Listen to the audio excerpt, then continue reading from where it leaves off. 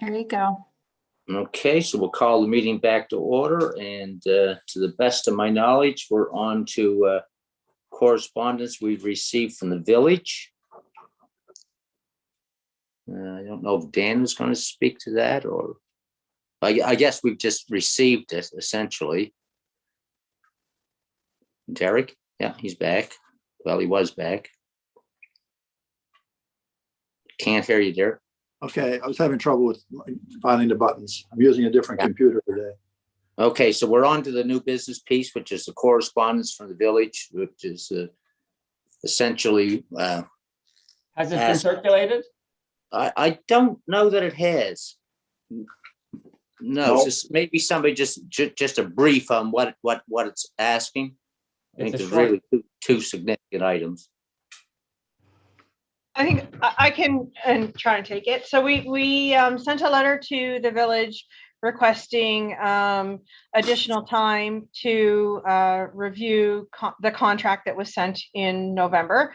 And we asked them also to extend the current contract until the end of December. We received a letter back from them asking for a meeting in February, that they didn't feel that it was, the contract expired in December. We asked for 6 months extension. We received a letter back from them saying that they didn't think we would need 6 months, that we could wrap it up by March. So they've requested a meeting in February. So that is something that we received. We can forward that to council, the letter. Yeah, and essentially, we just want to have the correspondence is public, but we want to have a discussion in camera about our response. Correct. Okay. So the 72-hour shelter in place. Okay, I think I raised that, and I understand that it's REMO's policy to before comfort centers are being requested to open. I think the public is being asked to prepare for a 72-hour shelter in place. Yeah, I understand that, and I understand that's not a standard that is just local. It's a standard that's provincial. But I think that I think that this storm has taught us that 72 hours is a long time if you don't have an alternate source of heat and it's really cold out. So either through our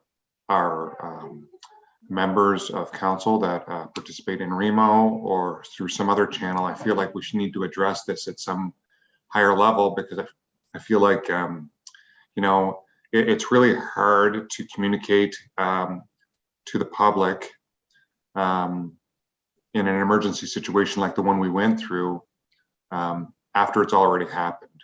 So I think that there was a recognition in some areas that we had to open up the warming centers for people, and by the time we sent out those communications, some of the people that could have benefited from them didn't have the ability to communicate. Yeah, they didn't have internet. So having a policy whereby we open 72 hours after and in a reaction or sooner, but the sooner part is done in a reactionary fashion. It makes it problematic to reach the people that need it. So I guess that's my suggestion. I welcome comments from others and what their experiences were, but I don't like this reactionary nature of trying to let people know that there is something out there for them. So I'll leave the floor now, and hopefully others will speak up. Yeah, Sharon. Yeah, just a comment, and it certainly makes a difference if we have an outage in the winter as opposed to the summer. Certainly the big issue with this one was, the minus 15, 20 degree temperatures and no heat. I know a few people in my area just, packed up and went to other family members because they had no heat, for 24 hours. That's a long time. without heat. So I think you're right, Andre. 72 hours is a bit of a stretch. Maybe if the policy or things change, we can have, something different for the winter months. Makes a little sense. Yeah. I mean, I know it's inconvenience not to have power for that long, but the key here, I think, was the cold temperatures. Yeah. Floyd, you had your hand up? Yeah, just that we did have a REMO meeting the other day, and this was brought up. It is a concern to other units as well as ourselves, but the 72 hours, and I've made the comment at the meeting that that's not even realistic. Because normally the event's over in 72 hours, and that we should be open sooner. And we do have that ability that we can open them in our communities whenever we want. And the only thing REMO is asking is that we notify them. But to Andre's point, he's right. How do we get that that message out that they are going to be open, especially in the cold weather, just on a whim? And people say internet and all that. Well, we've had no internet. We some people don't have cell phones, and a lot of people, we don't have their numbers for their cell phones. So getting the message out is a problematic. And I think they should have been open personally in 24 hours, because not only heat, it's water for flushing your toilet, that if these places are open, generators, you get water, you can charge your phones, it's a place to go get warm.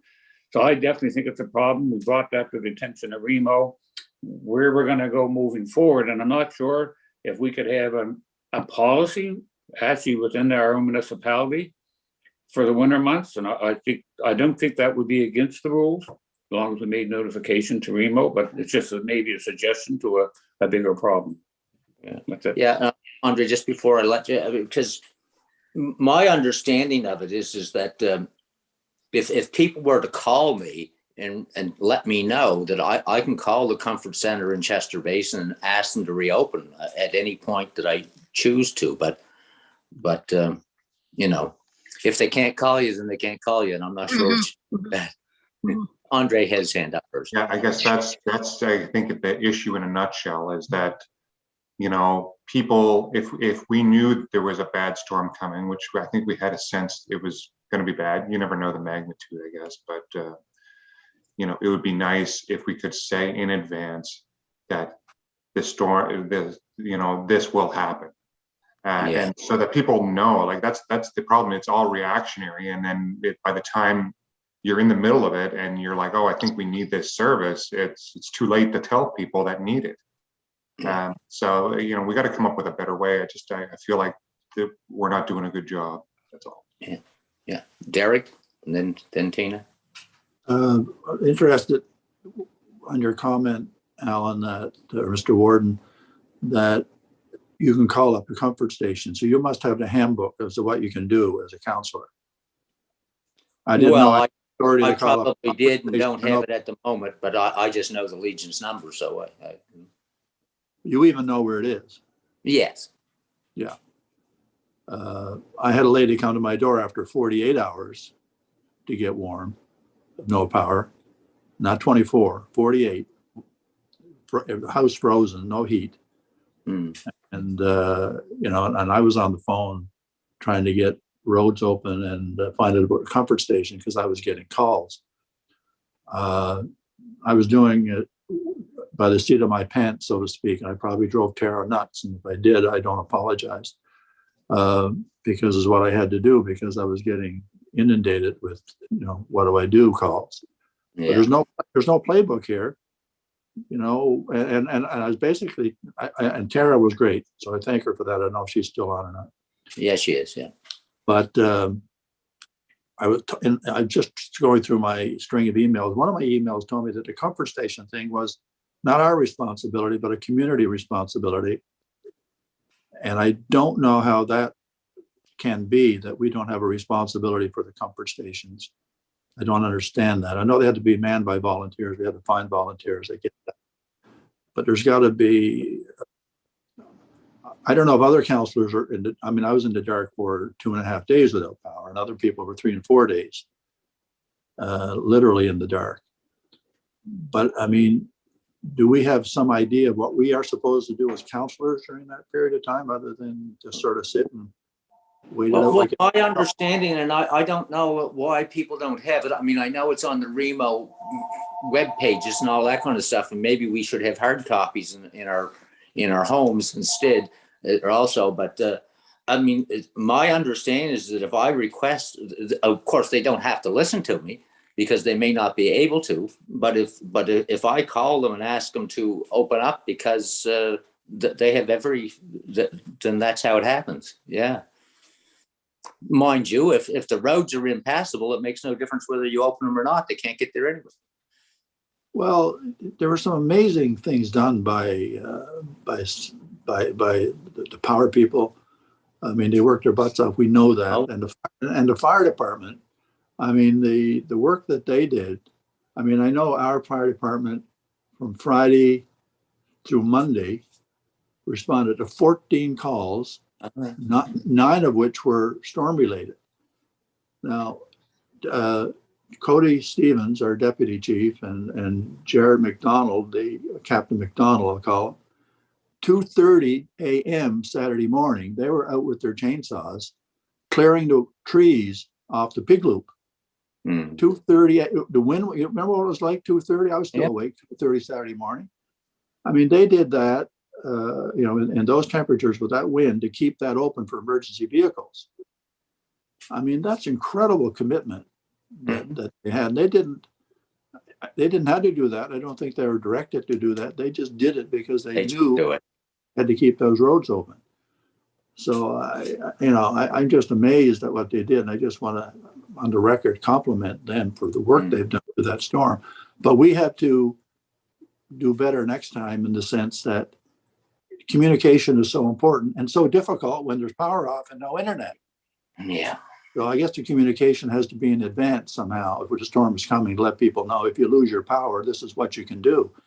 It was interesting. I went up to the comfort station once it was open in the Chester Baptist Church. They didn't open it at the beginning because their generator wasn't working. Now, when a storm is coming, you should test it. You should check. And anyway, when it did get open, I went up. There was nobody there. I don't know that anyone used it or not. No, there was only 2 people used the one in Chester Basin. So, it's hard to know what to do. Is it because they didn't know about it? Or is it because they went to friends' houses? I think it's a combination of, if you didn't have internet, I guess you wouldn't have known that the one in the basin was open. But I think for the most part, I can only speak to Chester Basin, but there was no power primarily in the Bortles Point area. Well, the road wasn't plowed either. So, how are you going to get there? Yeah, Tina was next, and then, So thank you. So actually, that was one of my questions, and it was around how many people actually partook, like how many people made it to a comfort center, which is not the point. It's just for interest, I guess. But 2 in Chester Basin, and we're not sure of the village one. I don't think there's anybody in the village. No, I don't. Yeah. So I'm just going to continue on. One of my statements or questions, I guess, for discussion, you had just touched on, Alan, in terms of the roads, the passability, if that's a word, of the roads themselves, because I certainly would agree wholeheartedly with the vulnerability of our people, of us, because we're all the same. We're all residents, including ourselves. Absolutely. So Sharon's comments and Andre's comments and others' comments around the cold temperatures and the vulnerability. So what happens when we add in the layer of roads not being passable? So if we're going to consider all this, we have to consider the population that can't get there. It's only right, because everyone matters. Again, I'm just going to put that out there. I know, but we can't plow the roads. No, absolutely. But what are we going to do to help then that population to make sure? Because you can't have somebody in a dire situation. Is it getting back to the old-fashioned encouragement of the neighbors checking on neighbors again? Yeah. People that are, yeah, I do. I think that's so too. I think it's more about resiliency, or no, not more about. Part of this is about the resiliency and the reminding of ourselves that we existed without internet, before in terms of people saying there's no internet, so they don't find out about the comfort centers being opened. And there's also the piece around people helping each other, taking over a hot thermos of soup or something. If somebody's living on their own and they're 95 years old, right? Yeah, we could have done more in terms of communication prior to the storm, realizing Yep. the time of year and all that. Yep. I'll Yep. mention that. Yeah. There's some stuff we can't pick. Yep. So, Yeah, Abdallah, yeah, and exactly. then I Oh, think okay. Andre was again, then Sharon again. Sure. Okay, so I'll just keep continuing because so that was the one. Also too, Derek, we do have a guide that was approved it was presented by Angela last January. I have in my notes January 14th. I don't know for sure. I have it dated Council January 14th, 21. Lunenburg County Remo Guide to Emergency Management for Elected Officials. So we do have that in terms of a flow chart, who's on first, et cetera, communications with the local radio station, et cetera. But I'm not saying for 1 minute that because you've just been elected in the fall, you've been inundated with a lot of papers, a lot of information, a lot of documents, and maybe I've been remiss in not sharing that with you as a fellow councillor. So I will apologize if that was for me. Shame on you. Shame on you. Thank you. And also too, Derek, for information, I assume there are signed memorandums of agreement with all of the comfort centers and those districts that approved that process or document a year ago at the same meeting. I believe, Abdallah, you're not on the screen. I don't know if you can hear me or not. You might be within listening distance. I didn't vote in favor of that signatory requirement of an MOU, but others on council did for their comfort centers in their area. I don't know. I think Abdallah also voted in the negative on that, but I have to look back. But it's easy to do because it's videotaped, of course, our meetings. But I just wanted to say that there is an MOU in place for all of these other comfort centers. And Remo, Tara, you later on, once we get through the list of people talking, you could probably even mention or bring us up to speed. Or who's on Remo? Floyd and Allen, I think. Yeah, we are. Yeah. You could correct me anytime too. But that's it for me. Thanks. Okay. Can I Sharon? just make a comment on that before, just a Well. comment. Well, the comfort centers, just because they're not registered, doesn't mean you can't be one. It just means you're not, Right. you can't get funding out of that program is all that means. You can still be a comfort center and open up like the rest of them. So just want to clarify that. Yeah. Sharon, and then I think it was back to Andre, I believe. Yeah, I mean, I don't know, we didn't pass the ball on this one, but I think the communication, we can improve that and do some ahead of time. Certainly, a lot of our older population do listen to the radio, even though they don't have power and internet, they still do a radio. I certainly know a lot of the older people do. So it wouldn't hurt to put something on the radio if we have a comfort center open. I know if the road's not plowed, they can't get there. I certainly had some phone calls where it was, way past the 24 hours and a road wasn't plowed.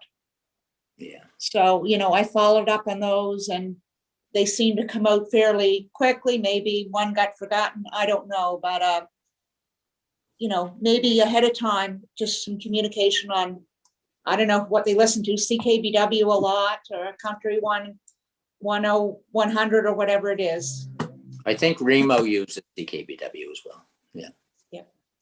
Andre, And we could inform our residents to listen to that for I think you updates. missed Abdallah.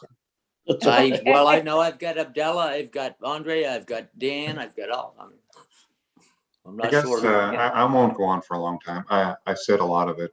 I'm just hoping that maybe, I think that it sounds like from this discussion, I think that there's agreement that maybe there's some improvement we could make for future emergencies. And I was hoping that maybe from this discussion, council might ask Bruce to maybe have a look at some things that he thinks could be improved and maybe come back with some suggestions. I think that would be great. I know for my area, I didn't even know that the comfort center opened. They just did it on their own. I wasn't even aware. I couldn't even use my channels to communicate. There was all kinds of breakdowns of it seems like we could have been a little more organized, especially where, it was forecasting the weather.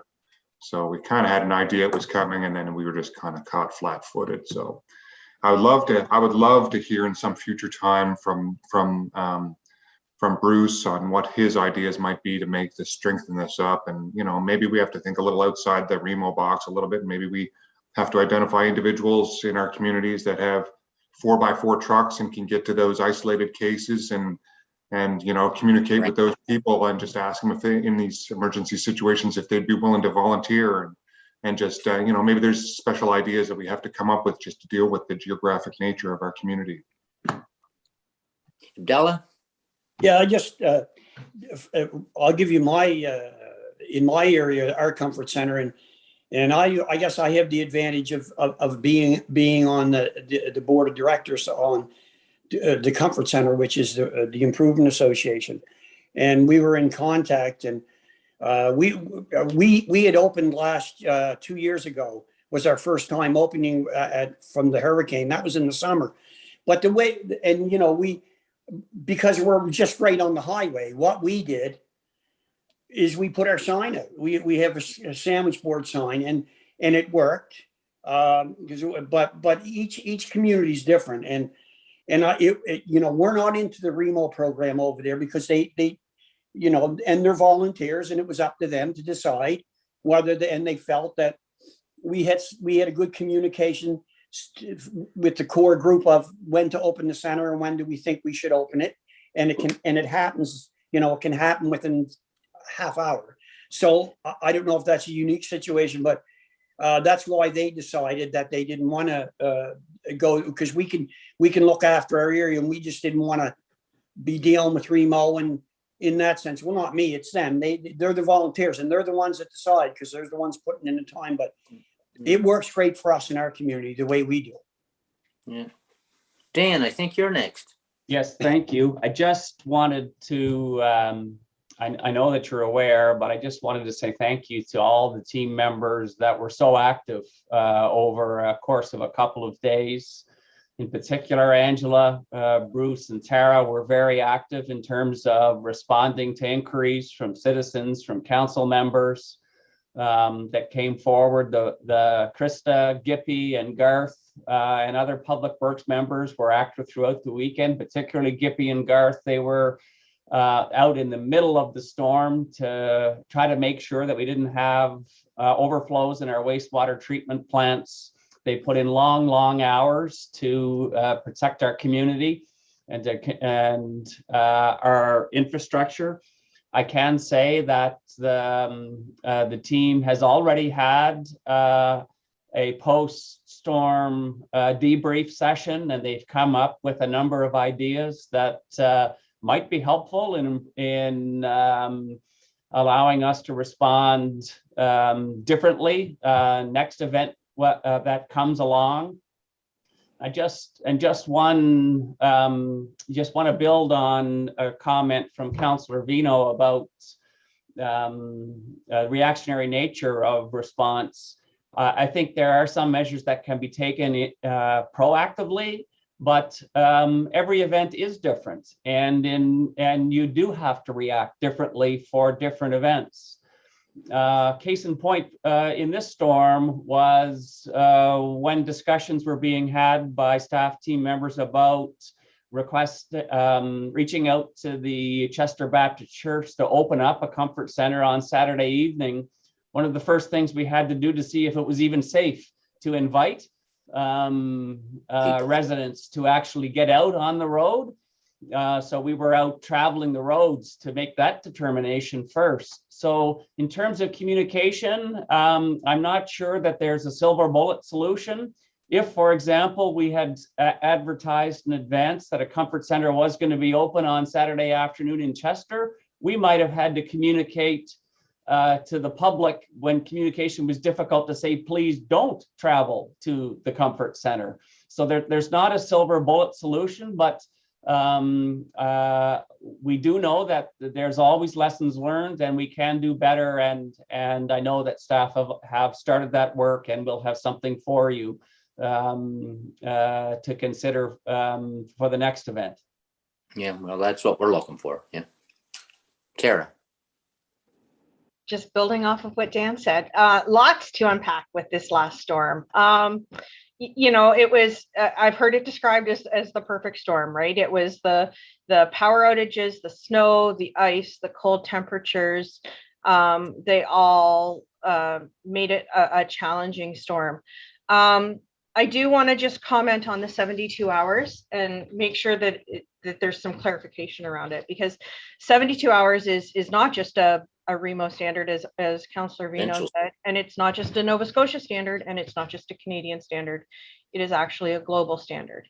And it doesn't mean that the comfort stations cannot open within 72 hours. As we said, those are the community, or the comfort stations are community led, community driven. Councillors can play a role in when they open. And what the 72 hours is a preparedness standard. So be prepared for having to shelter in place for 72 hours. It doesn't mean that, hey, it's not 72 hours and we're not going to open a comfort station, or a comfort station can't open. It means you should be prepared for 72 hours. This storm was a perfect example of why that's important messaging for our residents, because yes, the storm might be over in 72 hours, but the cleanup isn't. And so you may have power lines down across your driveway. And that did happen in this storm. People couldn't get out of their driveways because power lines were down, and the power company had to be involved in that fix, and they can't be in every place at one time. So you may be stuck in your home for an extended period of time. It might not be safe to get out. So there is some messaging around the 72-hour preparedness. It's not a standard that is directly tied to when comfort stations can and can't open. And yeah, it's difficult in this weather. All the more reason we need to probably look at our communications and what REMO has in terms of, and what we put out there in terms of being prepared for 72 hours.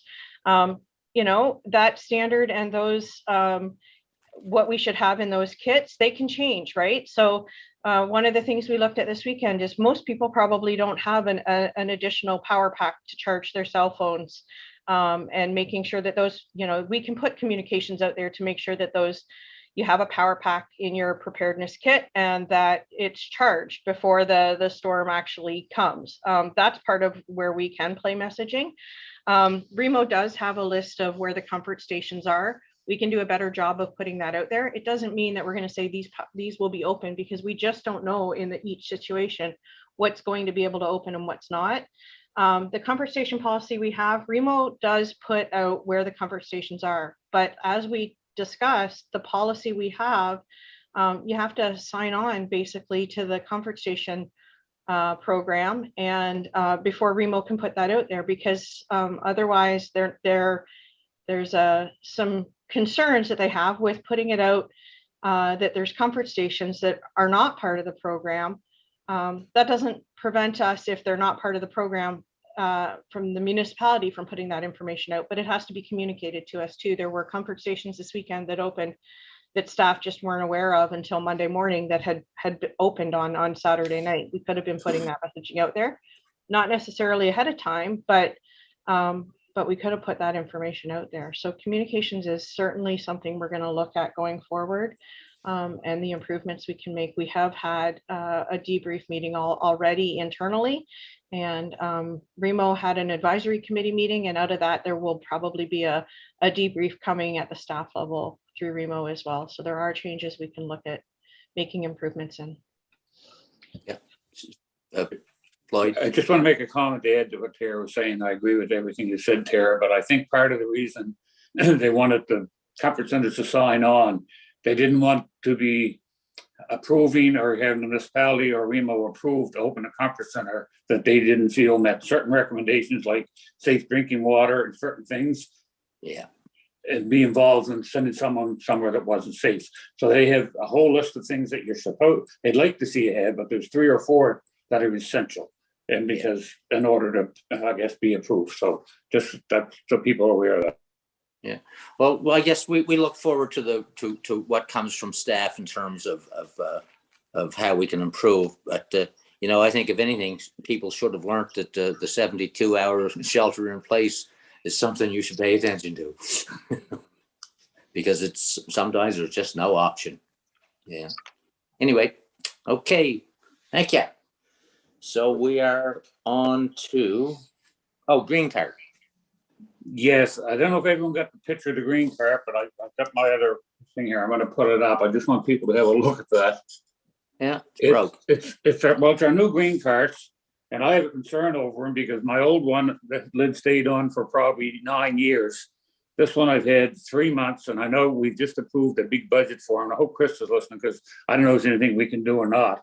But I really think we need to look at how flimsy that little piece of plastic is, and anyone who's watched them empty them, they put them up in the air and they shake, rattle, and roll them quite a bit. And I can tell you that one broke the 3rd time they shook it.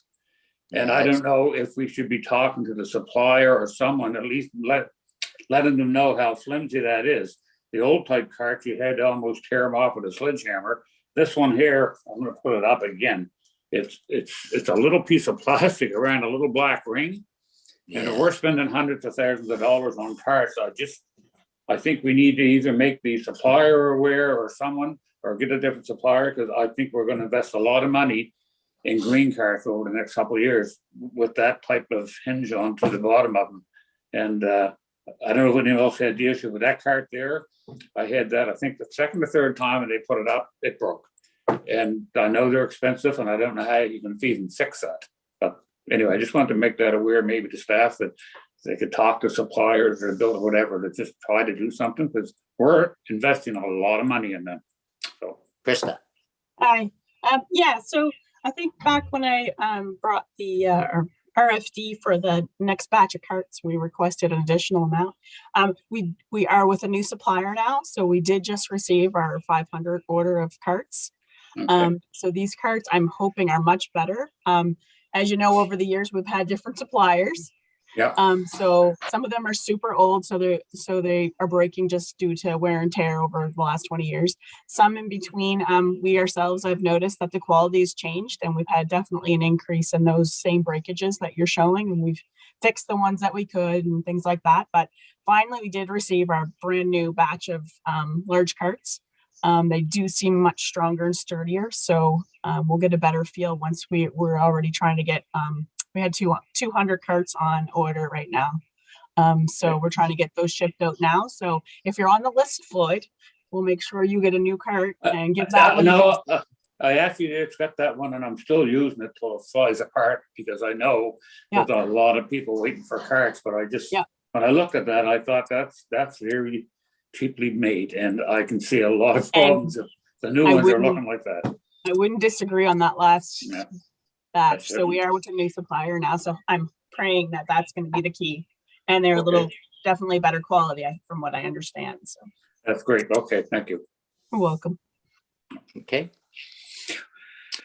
Okay, so that's it. So we're on to in camera.